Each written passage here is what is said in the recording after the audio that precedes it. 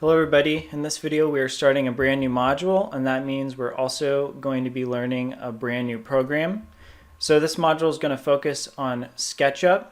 So the first thing that you're going to want to do is make sure that you have SketchUp downloaded and installed. So what you could actually do is, if you've never used SketchUp before, you can go to Google and type in SketchUp trial, and then if you go to Trimble's website, you should be able to download a 30-day free trial of SketchUp, and you can do that for this module. Hopefully that's enough time to get us through the module. If you've already done a trial before, or if you're going to end up needing SketchUp for more than 30 days after this, you'll want to go to the course syllabus, and then if you scroll down a little bit, you'll see this section where it says 1-year student license, and then if you click that, it's going to open up this link here. So at this link, what you want to do is just click on the SketchUp Studio for Students 1-year license download, and then you'll be able to purchase it from this link here. Now you'll have to provide proof after you purchase this that you're actually a student. So they'll email you some instructions of what they're looking for to verify that you're an actual student. So you're going to have to go back onto their website and upload some sort of an image or document that they're asking for that's going to verify that you are a college student, and then after that they'll verify it, and then they'll send you a link to actually download the software. All right, but then you should be able to get everything loaded up just fine. So now I'm just going to jump over to SketchUp and we'll get started. All right, so whenever you load up SketchUp for the first time, you're going to have this splash screen. It's going to show you your recent files down here if you have any, and then up here is the section where all of the template files are that you can use to create a new file. And then you can also just open a file here as well. So these templates are very similar to like what you would see in Rhino when you're loading that up, where it's going to ask you, do you want to create like a big object or a small object, and do you want your units to be inches or feet or metric units? But pretty much you're always going to want to be using the architectural templates, and I like to work in the architectural inches template, so that's what I'm going to select here. Also, as I'm going through this video, I'm going to be building a sample model, and that's something that I'm going to want you to follow along with. So I'm going to have a AutoCAD file placed within this week's module folder that you can download and use to follow along with me and build the exact same thing that I'm building, so that by the time this video is over, you'll have everything built and you'll have done the exact same stuff as me. But that's going to be required for part of your submission for the assignment of this module. So make sure you're following along and doing everything with me. All right, but first, before I start diving into everything, I sort of just want to talk a little bit about what SketchUp is and what SketchUp is good for, in case you've never used it. So SketchUp is a really good program for doing a variety of things throughout the design process. Okay, it's not just good at one particular aspect of the design process. It's really good at a lot of different things. So for example, at the beginning of a project, SketchUp is really great because it's so simple to use that it's very easy to quickly generate a bunch of concepts or ideas. All right. The way that you model in SketchUp is very different than other CAD programs that we've used in the past, like Revit, for example. So inside of SketchUp, things aren't intelligent. All right, Revit is a BIM program, so everything is based on data and information. And so, for example, like you're modeling walls and doors and windows, and Revit knows that those things are walls and doors and windows, and it's able to sort of host a window or a door into a wall and know where to cut openings and stuff like that. And if you update things and move them around, it knows to sort of update the geometry. That's really good because it's very simple to just make things. Like in our minds, that's very logical. Like we're going to be drawing all of our lines as walls, right? And we just have to specify the thickness of the wall. And then we know that we want our doors and windows to go inside of that wall. So it makes a lot of sense from that standpoint. However, the thing with Revit, since everything is based on sort of parameters and hosting and all that kind of stuff that we talked about with the previous module, that also adds in a lot of restriction. Okay, so I'm sure you've seen many times where you'll move something and Revit doesn't like the way that you moved it, or you try to put something in a certain place and it'll throw an error at you and it just won't let you do it. So in that way, Revit is very restricting. Okay, so it's not always the best for certain tasks, especially if we're just trying to like get some ideas out and sort of play around with space plans or any sort of concept that you're working on. Another program like Sketchup or even Rhino is going to provide you a lot more flexibility in those initial stages. And then once you've sort of ironed out the details and want to go on to the next level where things can be a little bit more restrictive, that's when you would move things over to Revit and actually start, building out the real model and then creating your dimensions and stuff like that and doing your CD set type of stuff. Okay, so now, what is the difference between something we've learned in the past like Rhino and SketchUp? Why would I use one over the other? Well, Rhino is good at a lot of things, but in my opinion, and this is not only just my personal opinion, but it's something that I ran into constantly while working professionally, SketchUp is just a lot more widely used from everything that I have seen in my experience inside the industry, especially for interior design, and even a lot of architects too. They use SketchUp a lot. The reason for this is because SketchUp was kind of made with a lot more of an architectural focus than Rhino was. So Rhino is a lot more geared toward industrial design. Okay, so product design or manufacturing of parts, doing things on like CNC machines or CAM machines. So like milling and stuff like that. But SketchUp is a lot more focused at just, creating architecture and simple basic forms. Okay, so a lot of the tools that you'll be using within SketchUp are just going to make a lot of sense. The other thing that SketchUp has that Rhino does not have is a 3D model warehouse.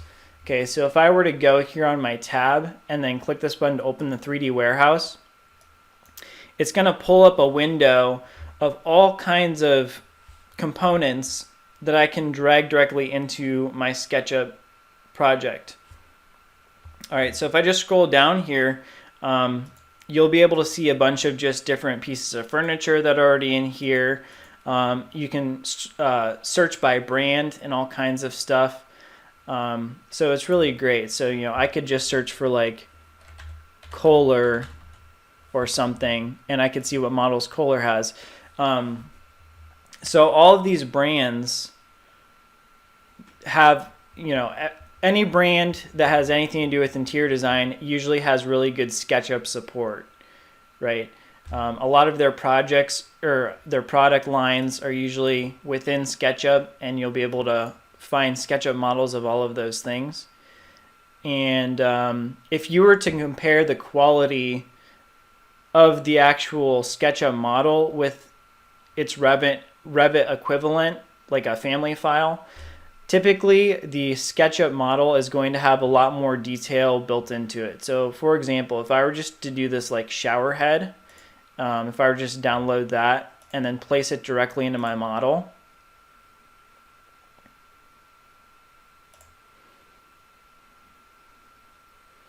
and then zoom in on it,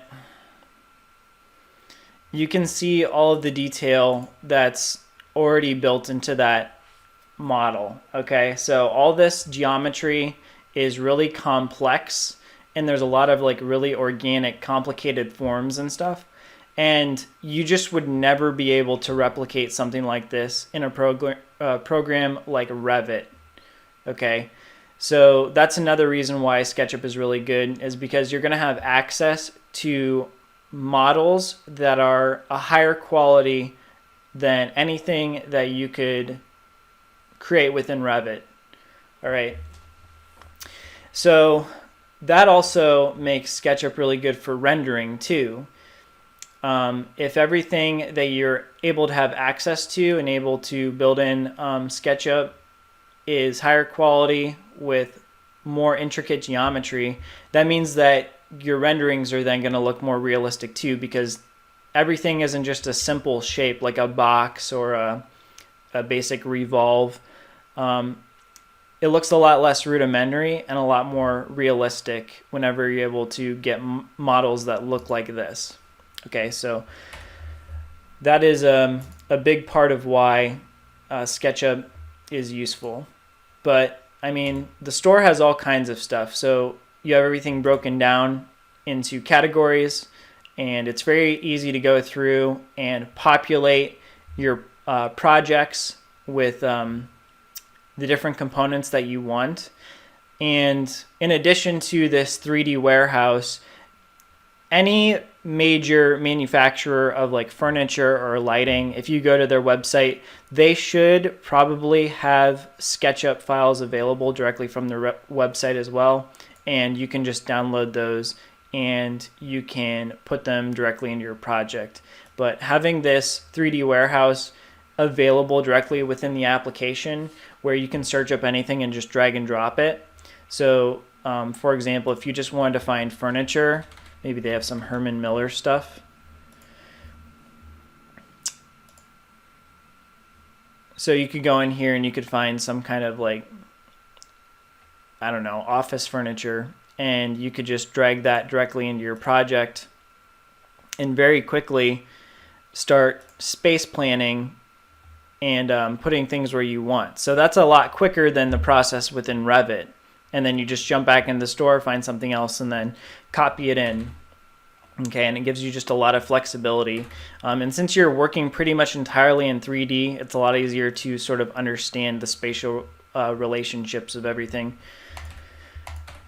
All right, so I think that gives you a pretty good idea of, you know, what SketchUp is good for.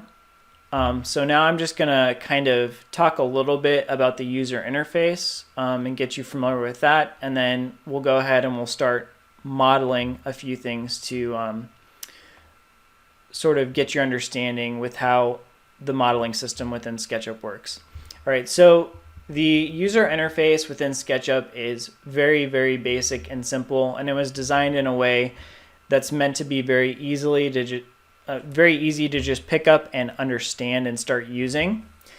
So if we look across the top here, obviously we have our typical bar up here that has all of our tabs. Okay, so file and edit and view, all of that. It's pretty standard stuff. But then below it is our main toolbar. Okay, and this is where we're going to use all of our drawing tools. So starting here on the left, this is just our select. So we're just able to click on different objects within the file with that. Our eraser tool is able to just erase anything that we click on. Our pencil tool or our line tool, that's going to be one of our main tools for just drawing geometry within SketchUp. So within SketchUp, we are drawing lines very similar to what we do within AutoCAD. So I can click once anywhere within my file and then drag in a direction. And by default, it's going to want to lock to these axes that we have in here at 90-degree angles. But you can also draw out in any direction.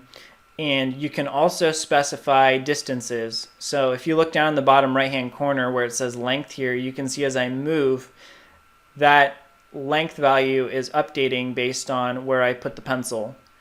All right, and then if I want to make that a certain length, I can type in my dimension, and down in the corner, as you'll see, it's going to enter that value, and then when I hit enter, it's going to create that line segment with that length, and then I could just drag to the right and I could make that one like 5 feet, and it's going to draw at 5 feet. and then I can complete that shape.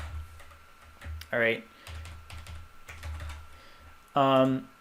We also have this freehand tool.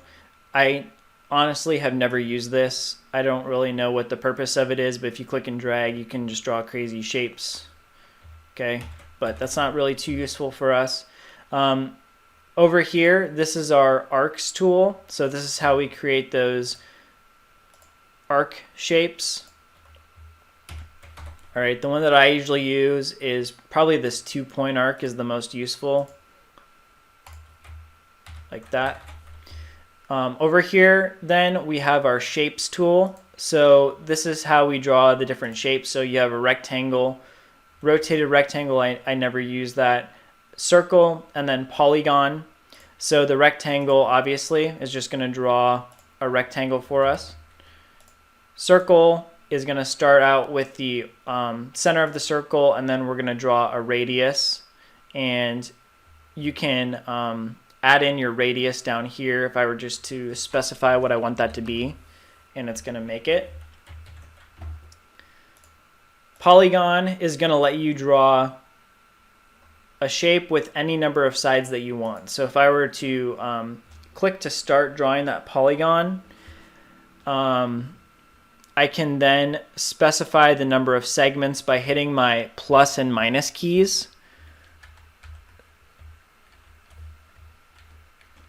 So you can see if I hold control and I hit my plus and minus keys, I'm able to add in the number of segments that I want. So if you just do 3, it's going to do a triangle, but you can add up to as many of those as you want.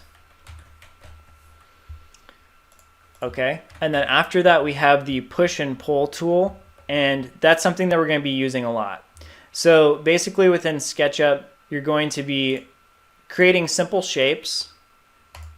Okay, and then after you've created those, you're going to be using push-pull to extrude those shapes. So as I hover over my shape with that tool, you can see that it highlights with that sort of hatched pattern to it, and if I click on it and I just move my mouse upward, it's going to extrude that shape straight up.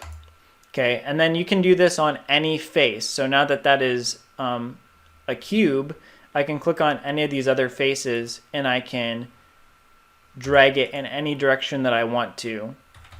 Okay, so it's really easy to model things and make forms within SketchUp. Then also where this becomes useful is you can combine these shapes. So now I can draw a new shape on any one of these faces. So for example, if I were to switch my shape now to a circle and then hover over any of these faces, you can see it's going to detect those faces automatically. But now let's say I just want to draw a circle on this face. Now if I use my push-pull again, I can either extrude that out from the face, or I can sink that in and align it with this back face to create a hole all the way through my shape. Okay, so very, very simple to create complex geometry inside of SketchUp, whereas within Revit we would have had to do like a void form or something like that, and it's all just like a big complicated process. Okay, so that is a big strength of SketchUp. Then we also have our offset tool. So offset's going to work very similar to AutoCAD or Revit, where if I hover over a shape, I can click once and then drag either inside or outside to offset that shape in either direction. So let's say I want to do a few inches to the inside, and then maybe I want to delete out this shape here, and now I just have this sort of like ring shape going around, and then you can extrude that up. And now basically you have a series of walls, right? So it's very, very simple to create walls and forms like that using your offset tool. The move tool then, that's going to let you do multiple things. So inside of SketchUp, the move tool not only moves objects in a direction, but you also use the move tool to copy objects. So if I were to select this object and then click on my move tool, so I could simply click a point and then drag it to move it to a direction. But if I undo that and then I hold, or I click my control key, you can see my cursor, I now have that plus next to the directional arrows, and that's going to allow me to copy this in a specific direction. All right, and as you're copying also, you can specify a distance. Oh, let me redo that.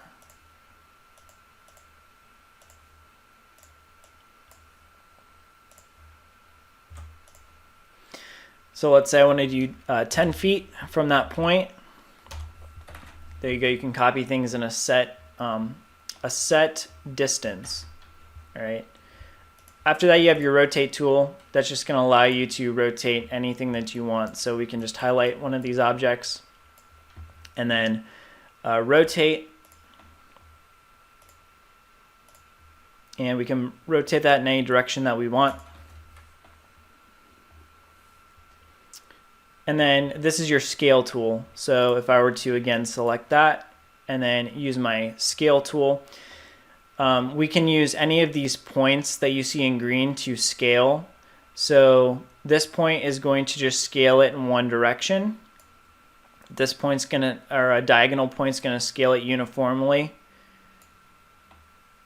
And yeah, you can basically just use any of these that you want to scale it in a particular way.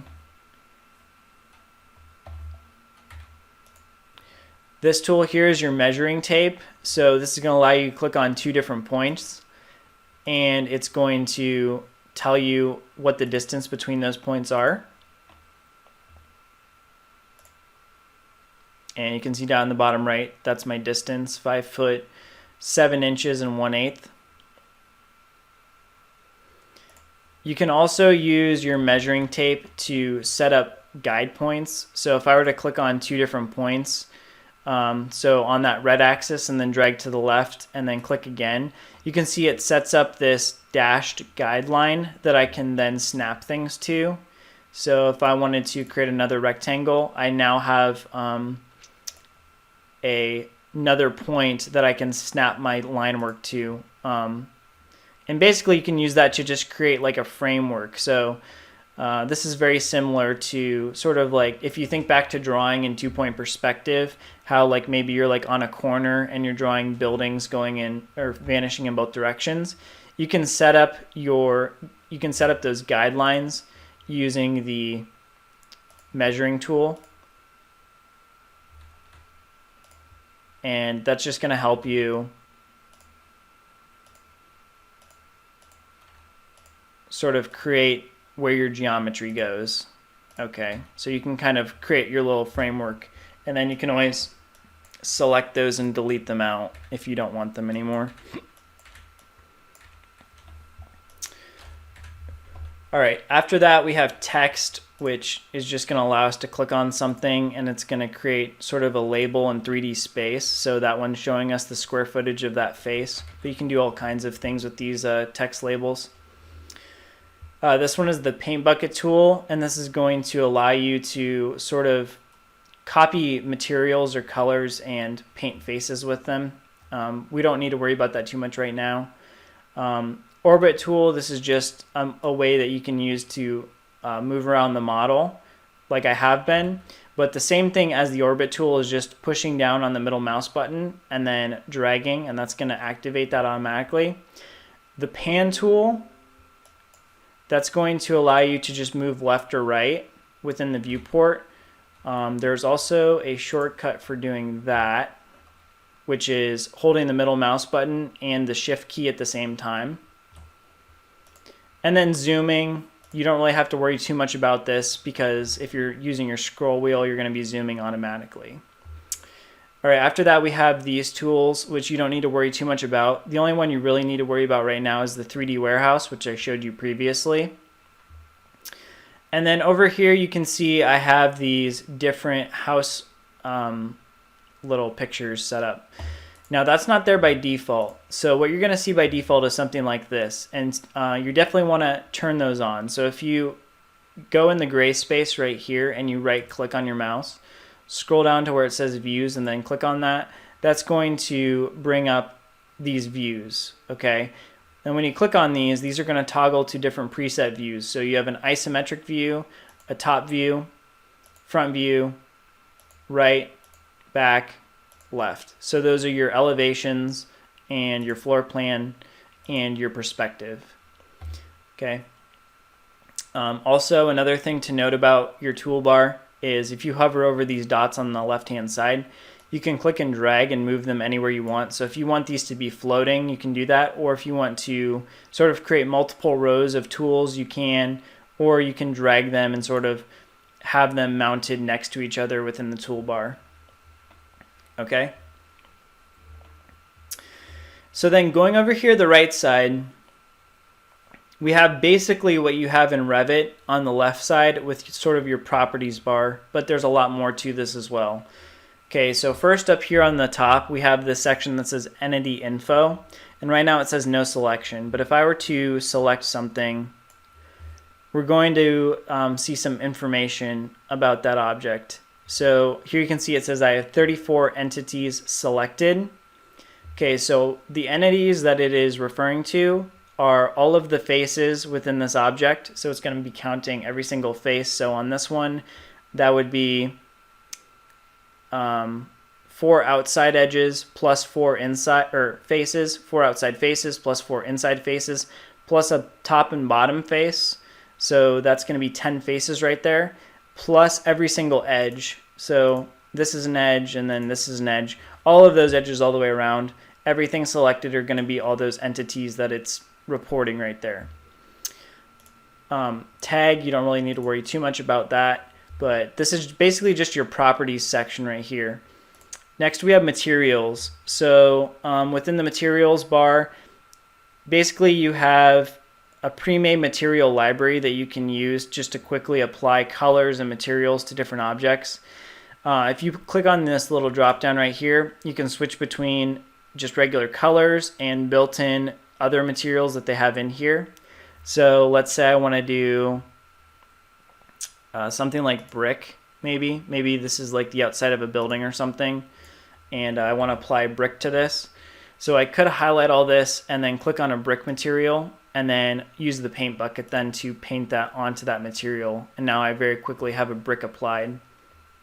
All right, and then you can always click different ones and apply them, and you can apply them to specific faces too. So if I wanted just the brick on this face or this face, but everything else a different face, you can do that as well. Another really cool thing about the materials within SketchUp is you can split geometry very simply. So maybe I want half of this wall to be one material and half to be a different material. So if I were to use my line tool and split this in half by finding my midpoint and then going to the midpoint over here, I now am able to split the actual materials on the face of that of the object there. Okay, which is really cool. Another thing that you can do is use this sample paint picker eyedropper tool. So if you click on that and then select a face that has a material you want to sample, you can then paint that anywhere else that you want, which is pretty cool. And it's very easy to just mess with your materials and get a really good quick idea of how something is going to look. Instead of having to do like a full-on rendering of it, you can just apply these basic materials and get a very simple representation very quickly of what your concept is looking like, which is why SketchUp is just so powerful, because you can do things so quick and easy in it. But you have all kinds of different types of materials in here. We don't need to go through all of them. But the colors are definitely useful if you just want to, do some basic colors just to get different ideas of where a material would go and how the materials are going to be broken up within the space or on the object.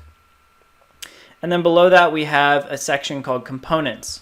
So this component section is basically a direct equivalent to the family type selector that we have over here on the left side within Revit. So if you remember, when we load a family into Revit and we go to place it, we get all kinds of options for it. And basically a component within SketchUp, that is the synonymous term to family in Revit. Okay, you can think of these as families, basically. Anything that's called a component is a family. So if I just go to the ones that come pre-installed within this file that I'm in, I can just click and drag them in. So we have a mailbox, for example. That is a mailbox component or mailbox family. You also have a bunch of these like people that you can use for scale, which is also really handy because if I didn't have something in there for scale, I might think that this box that I drew here was a lot bigger than it really was because I don't really have something next to it for context. So the little people that come built in with SketchUp are handy because you can really get a good idea of how or what the scale of something that you've modeled is. All right. So if it's an interior space and you're not sure if the dimensions are right or if a person would be able to fit in there comfortably, you could drag and drop one of these people that are a pretty typical size for an average male or female, put them into that space and then see how they look in the space, and then you'll have a good idea if it's going to be comfortable enough for that person or for a person to be within that space once it's built.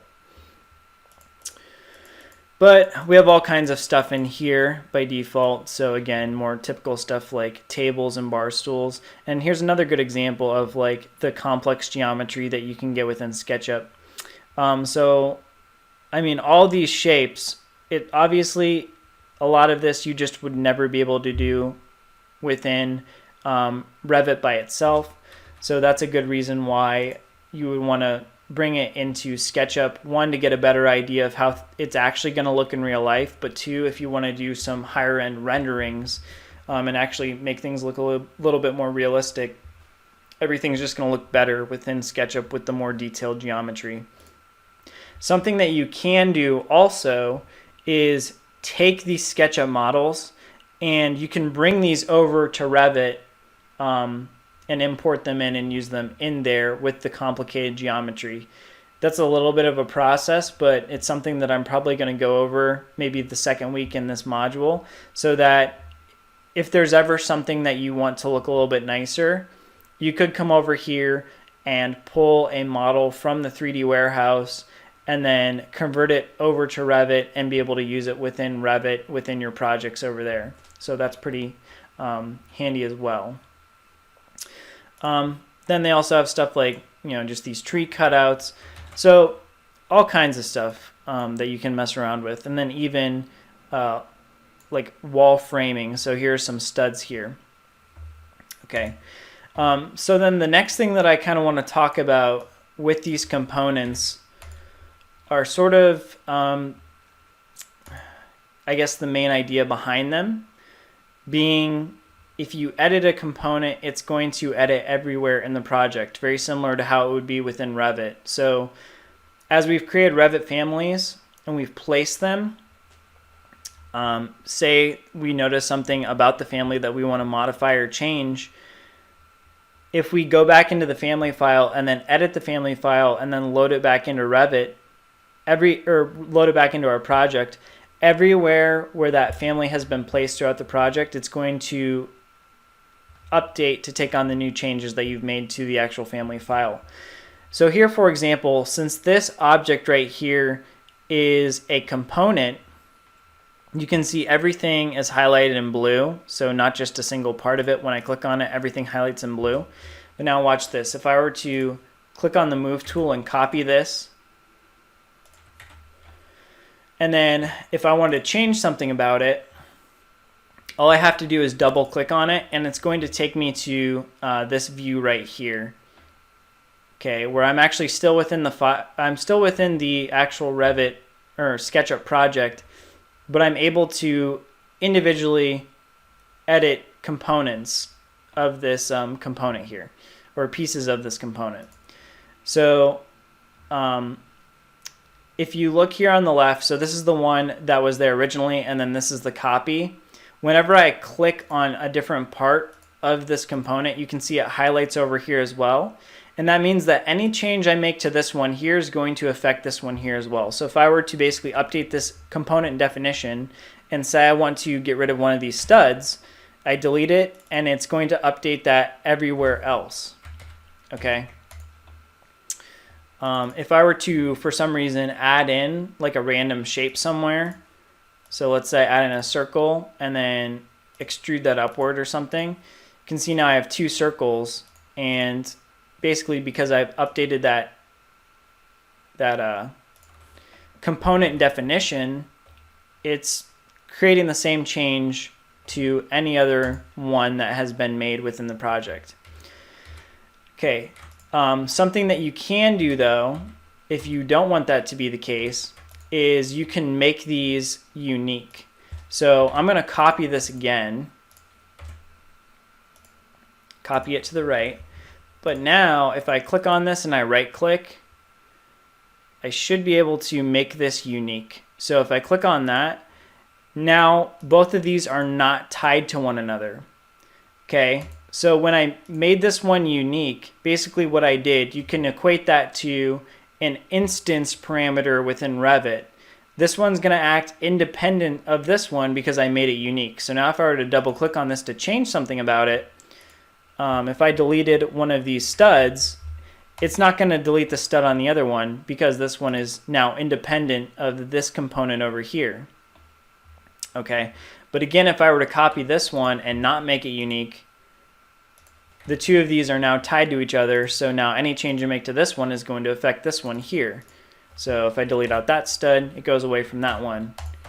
Okay, so that's kind of how you can equate type and instance parameters to what we're doing over here in SketchUp, right?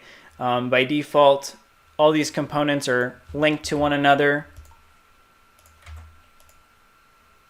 okay, like so. But if you were to make them unique, basically turning it into an instance, right, so it's independent, now it's not going to impact the other ones throughout the project, which is really nice.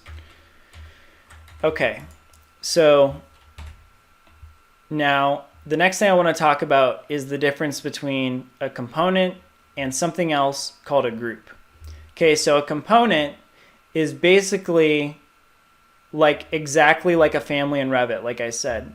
But we have another thing called a group. Okay, so if I were to create a few shapes here, so I'm going to do sort of a cylinder and a cube shape. Now if I select both of these and then I right click and I go to make group, that's going to tie the two of these together. So when I click on one of them, like everything looks like it's grouped together in one spot. If I were to click on my component over here, it looks very similar to my group over here, and there's not really a good indicator of what each one is. Although what you could do is click on them and then look up here in the top, and you can see it says this is a component. There's only one instance in the model, and then this one is a solid group, and there's only one instance in the model. So with a group, if I were to click on this now and copy it to get two different instances of this, because this is a group, they are not tied to one another. Okay, so anything that I do to this by default is not going to impact the other one. Okay, so that's one of the main differences between a group and a component. Groups are not linked to one another by default. Components are. So any change you make to a component is going to affect any other component within the project, but a group, that's not the case. Okay, so you really want to only save components for things that are meant to be like families, so like chairs and other furniture, light fixtures, all that kind of stuff. But if you just have a bunch of different like shapes throughout your project that are all related, that go with one another, that would be a time to use a group. Okay, and also you're going to be using groups a ton because in SketchUp they're mandatory. You have to use groups whenever you're creating objects, because if you do not, you're going to run into a lot of problems. Okay, so that's going to be my next example here that I do. So let me ungroup these. And what I can do is I can right click and then just click explode, and that's going to break them apart back into their regular forms. Okay, so now if I look at this, I have my cylinder and I have my cube over here, and I'm going to delete this stud wall out as well. I don't need that anymore. So I have these two objects independent of each other, and I can select individual faces within both of those objects. All right, but let's say I wanted, there's a relationship between these two things, and I wanted them to be grouped together. Let's say this is a very basic, I don't know, a table, maybe, and this is like a stool, just to make it a little bit more relatable to something that you would actually have. So I'm going to move this over to the left a little bit. Okay, now let's say I wanted to make this stool. So if I'm like in a floor plan view, let's say I wanted to make it look like this stool was halfway underneath of the table. All right, so if I were to click on this stool and move it so that it intersects with this table so that it looks like it's halfway underneath of the table, and then release that, you're going to notice something that is very specific to SketchUp, and that's something that's called sticky geometry. Okay, so when you just have simple shapes in their most basic form and you intersect them with one another, they are basically going to fuse together, sort of like a Boolean union within Rhino. So now if I were to click on this and try to move it out, so I'm going to try to select this stool, and I'm going to try to then move it back and away from where I put it. I don't want it under the table anymore. Watch what's going to happen with my table geometry. Okay, so it's acting kind of funny. It's not letting me move it backward. I'm not really allowed to move it anywhere. I can make a copy of it, but I can't really move it where I want it to go. And now the bottom of it is kind of split into two pieces. Okay. So the reason for that, like I said, is it kind of joins the geometry together, and it's not going to let you really move things around without like messing things up. Now this one isn't like the best example because it's a round shape, but if I were to do that as another cube shape, for example, it's going to become a little bit more clear what I'm talking about. So I'm just going to do another sort of cube, and then I'm going to move that again underneath the table.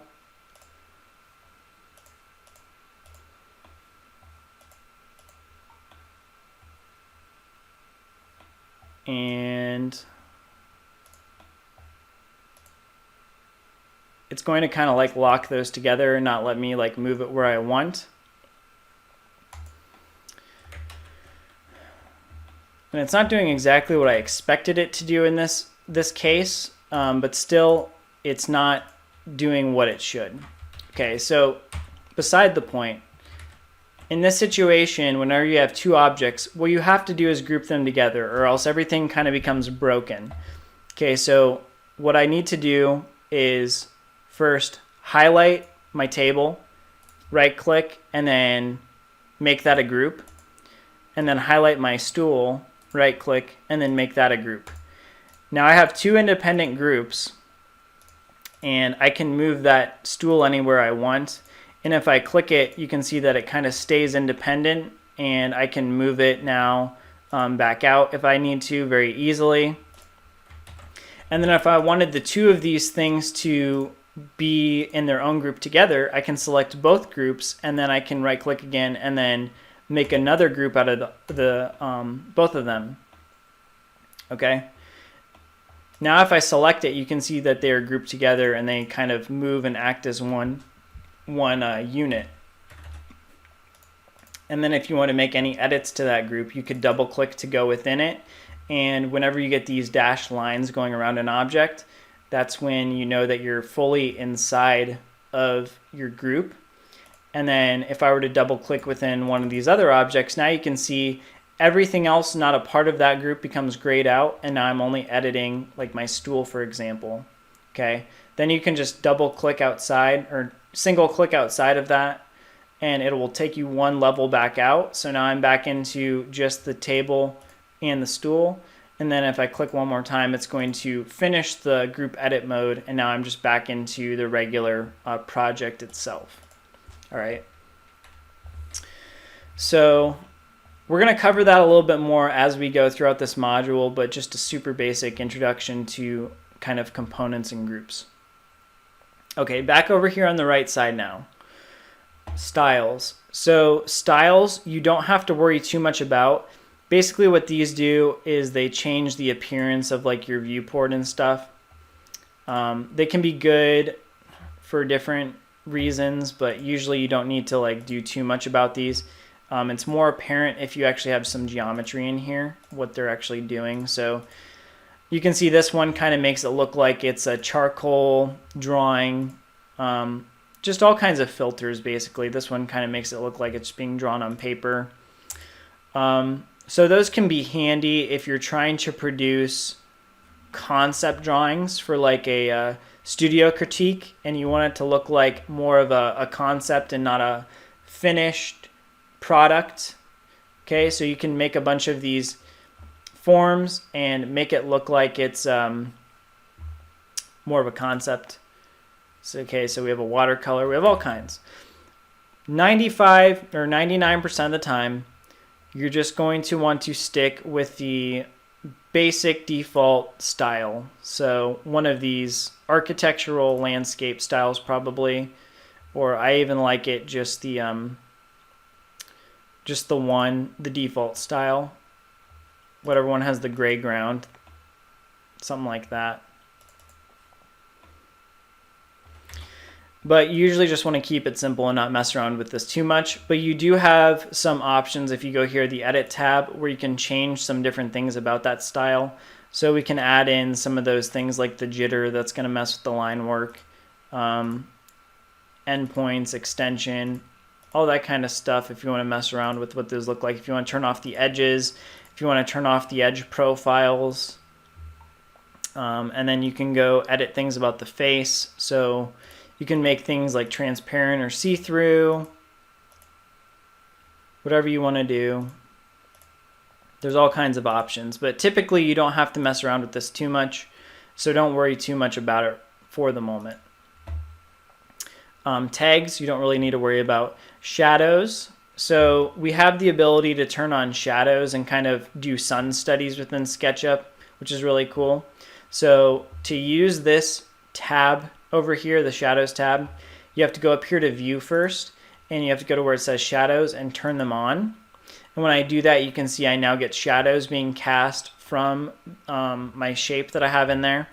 And then I can mess around with these these time and date sliders to adjust characteristics of the shadow. Okay, so you can move it around and make it later in the day or earlier in the day. You can lighten the shadows and you can darken them, whatever you feel like doing to customize it, which is really cool. And then you can choose where you want those shadows to display. So if you don't want it to show up on the ground, it doesn't have to. If you don't want them to show up on the faces of the object, it doesn't have to. But you have all kinds of options with that. And then scenes. So a scene is basically a set view. So let's say I have a few different perspectives that I want to set up for this model. Okay, so let's say I like this view right here of this cube, and I want to preserve that angle. So I can click on Add Scene, and I'm just going to save as a new style and then create scene. Then I can rename that if I want to be like isometric, for example. But then maybe I want something that's a little bit more of an elevation view. So now I can create another scene, and I can call this one front elevation. Okay, so now I have isometric and front elevation here, and then I also have tabs up here that were created for isometric and front elevation. Now watch, if I were to click on the isometric view, it's going to transition me back to that view that I had previously. And then if I want to go back to my front elevation, it's then going to transition me back to the front elevation. Something else you'll want to do is probably turn off these transitions, so you can see every time I go through and switch between those two views, it's wanting to kind of play that animation between the two of them, which is kind of cool, but it can get annoying if you're working quickly. So I'll show you in a little bit how we can go in and actually turn that off and make it a little bit quicker, so we don't have to worry about that. But other than that, that is most of the stuff here on the right side that we're going to need to worry about right now. Other than layers, which I'm not seeing them for some reason. Let me see if I can find the layers tab, because that's going to be super important as well.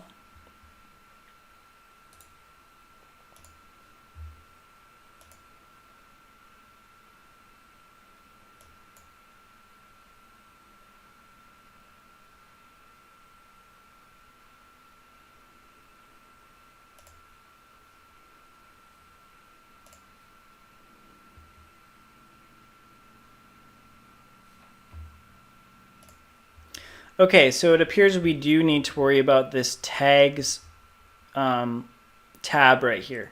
So this is a newer version of SketchUp that I haven't really used before. So it appears that they have changed the name of layers to tags.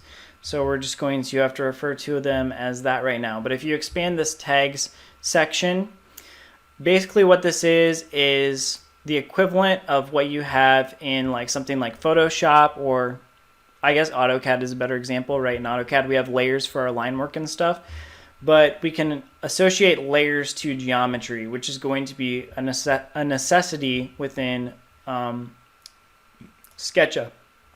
All right, so if we have a few different objects, I don't know. Actually, let's just make this like a wall, series of walls, for example. So if I offset this, again, to kind of have what I had before and just make that some walls. I'm going to highlight this and I'm going to right click on it and make it a group. And then I'm going to create a new layer. I'm not going to call it tags, by the way. Just whenever I say layer, just think of that as tags. But we're going to call this walls. And then up here where it says tagged, or tag, untagged, we're gonna tie that to walls. Okay, so now it's on the walls layer, and if I hide and unhide that, you can see that the walls go away. Then let's say I have a few people within my model too. So if I were to go back to components and find some of those 2D people and drag them in, okay, usually with these people that you have in here, you're going to call these entourage. So I could go back to my tags section and I could add a new layer and call that entourage. Okay, and then I can go back up here to the components, entity info, and I can add those to entourage. And now I can hide and unhide those however I please. Okay, so very simple, and you can assign different colors to these layers as well. But the layers section, or the tags section as they're calling it now, that's going to be super important as we go forward. So yeah, that should be it though for all of this like basic user interface stuff. I am going to quickly cover some of the other things within the settings, and then after that we're going to dive into sort of the model that I want to do together this first week. So what I need you to do is within your SketchUp, you're going to have to go up to Window and then Preferences. Okay. Then you want to go down here to Shortcuts, and the first thing that you want to do is go here to where it says Filter and type in Ray. And you want to bring up this thing here where it says View /Face Style /X-Ray. Okay. Then you're going to have this section over here where it says add shortcut, and you're going to click on the plus, and you're going to assign it a shortcut. So mine is already assigned. I'm going to unassign it. Let me see if it's going to allow me to assign a new one.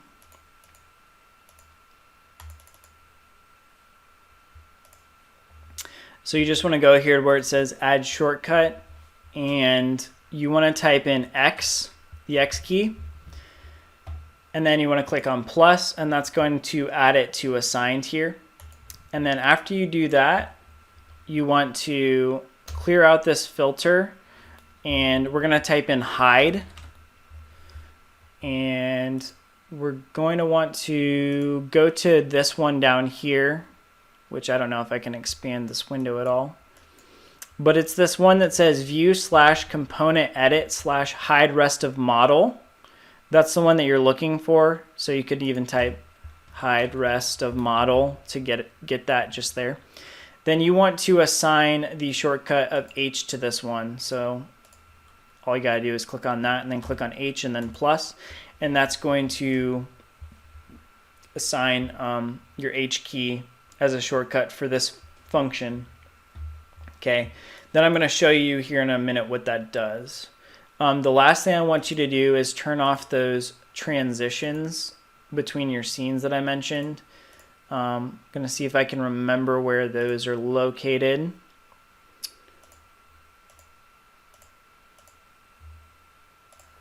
So what you want to do with that is close out of the preferences dialog, go over here to your view tab, go all the way down to animation, and then go to where it says settings. And then within these settings, you just want to turn off scene transitions and then close out. And now it's just going to toggle between those two scenes, which is a lot quicker and easier. Okay, I think that's it for our settings. Okay, so I'm going to sort of cut this video here, and then I'm going to start a second video, and we're going to actually go ahead and start modeling the first part of our second assignment together.